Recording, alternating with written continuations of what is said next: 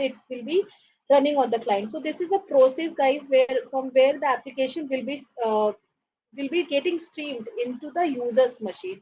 Thus, we say that it is a centrally managed because it will be placed in the central point, and from there, with respect to the appv server, the application will be getting streamed into the user's machine.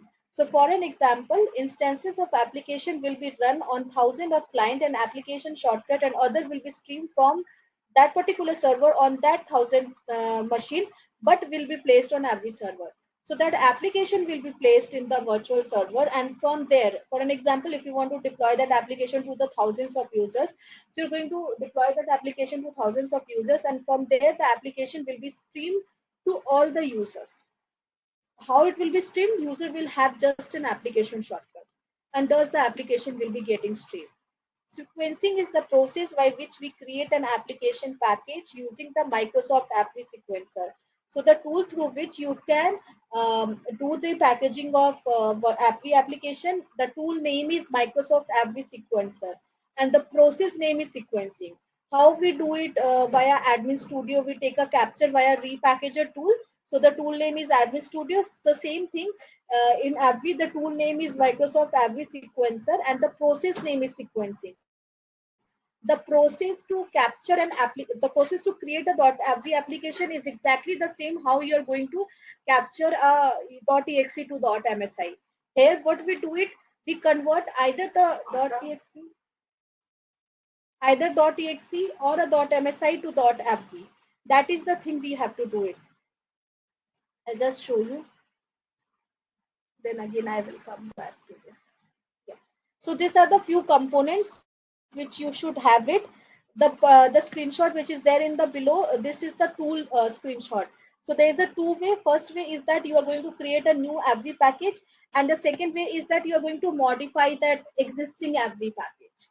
These are the free prerequisites which should be there so that you can create a package and you can use the package. So the first is appv sequencer. We are going to convert the setup.exe or an MSI files to appv format. This is similar to setup capture, which I already told you guys, via repackaging in Windows installer. Here it is sequencing. appv client. It needs to be installed on user's machine in order to deploy appv package. It is a kind of agent like Windows sitting on the computer. So how we have like for Windows installer, we have a services, right? Windows installer services. Same way, to use the appv application, users should have appv client installed. Then only they would be able to use the appv application. Then is the appv server. In the appv server, you have to import the appv package which you would have created into the appv server, and from there you have to publish and unpublish the package to either the user group or the machine group. We can also create a connection group to this appv server. So how you do the deployment via user collection and machine collection? Same way, here we have user group and machine group, and in appv we don't say installation and uninstallation, rather we say publish and unpublish it. So we publish the application and we unpublish the application. Now I'll again go back. So this is the procedure, guys, for a virtual application. So first is that you have to take an installation computer newly installed, optionally a virtual machine. So you have to take a test VM. In that you have to take a first snapshot. After the first snapshot, you have to install that application. So the application can be a .exe or a .msi file. After that, again you have to take a second snapshot. Then you are going to build the process, and you would get a virtual application which is a .appv. This is exactly the same process which we do it for capturing exe to msi. So when I will be doing exe to msi, you would observe it is exactly the same, just that in place of exe and msi installation, here we are just installing like in the appv we do the changes from, we do the capture from exe to .appv or msi to appv, and in exe application we are just converting exe to .msi.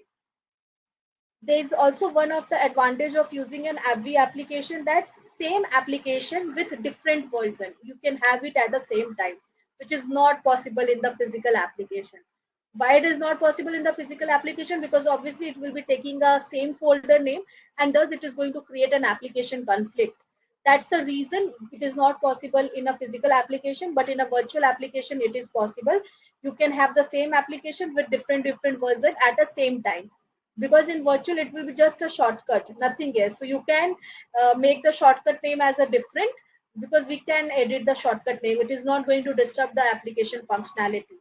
So thus you can have both the version at the same time also if it is an appv application. Appv application assets are isolated and contained within its own environment. As I said, there will be a container type of thing that is called a virtual bubble and system guard. You can also say a container. Each virtual application is able to read and write information in their application profile and can access OS settings in the registry or DLS, but cannot change the OS settings.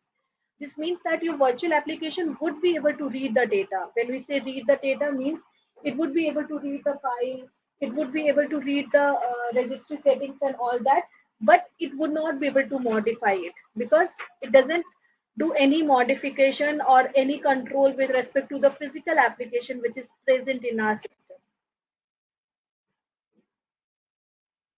Now we have three types of appv: PVAD, VPS, MNT. PVAD stands for Primary Virtual Application Directory. VPS stands for Virtual File System. MNT stands for Mount Point Sequencing. So these are the three types of PVAD.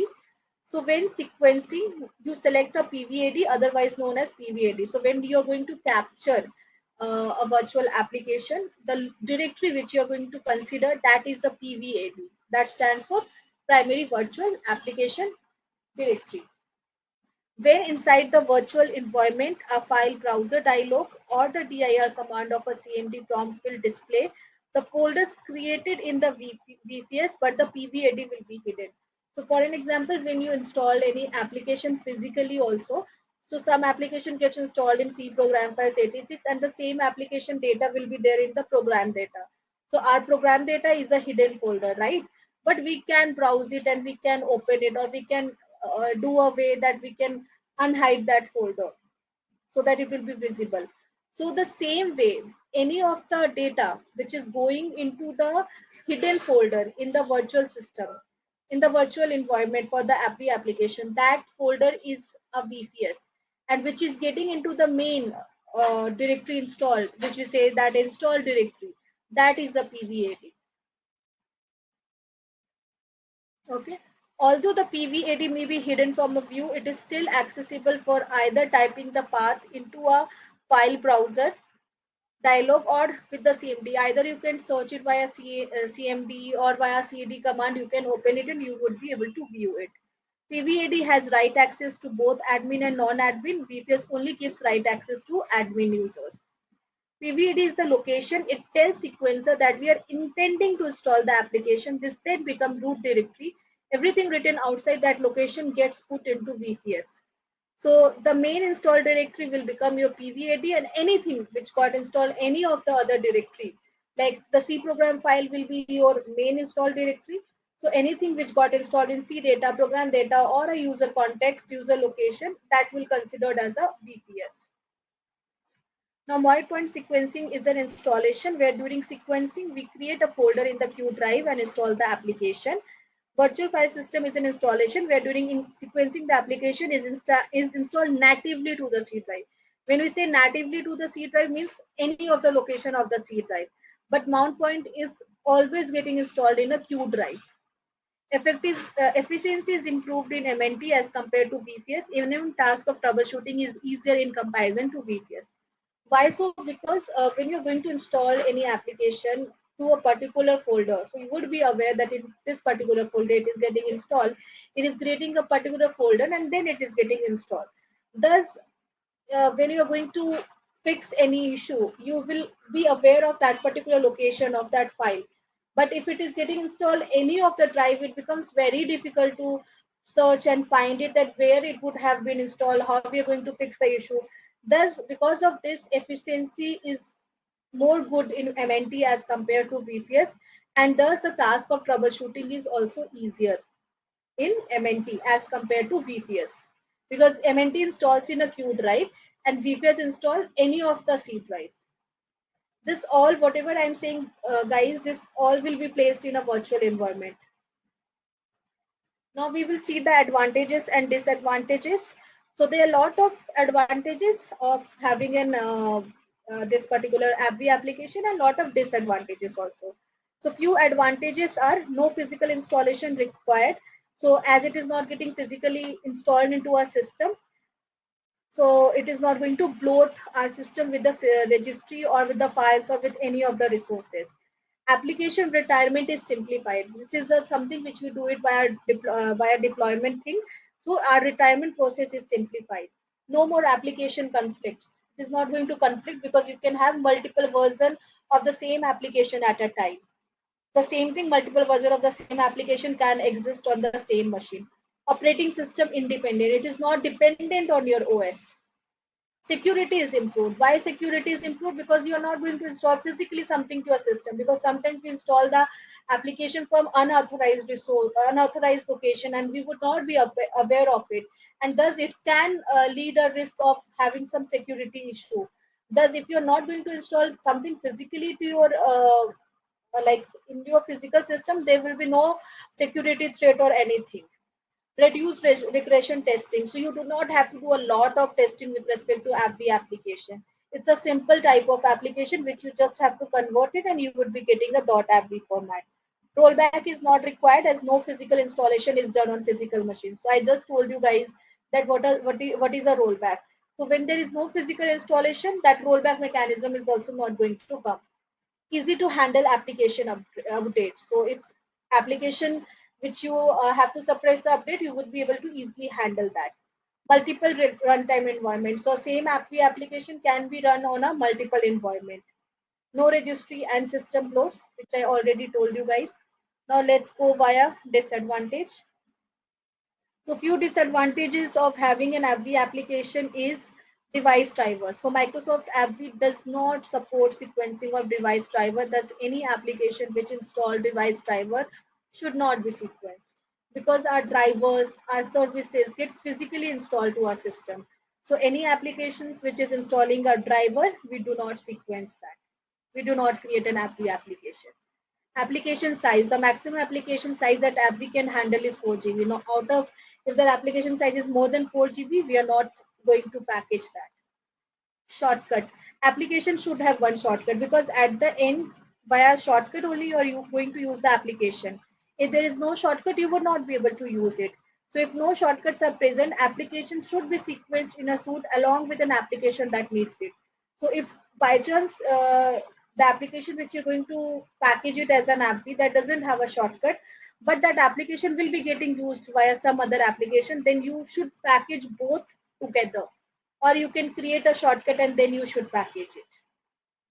Middleware applications are not good candidates for sequencing, as they can be used as a prerequisite by multiple applications, thus should be installed locally. But if multiple versions of it are needed, then they should be sequenced along with applications which need them. So middleware applications are those applications like we have a .NET framework, we have a Visual C++. So that will be a prerequisite of many such applications.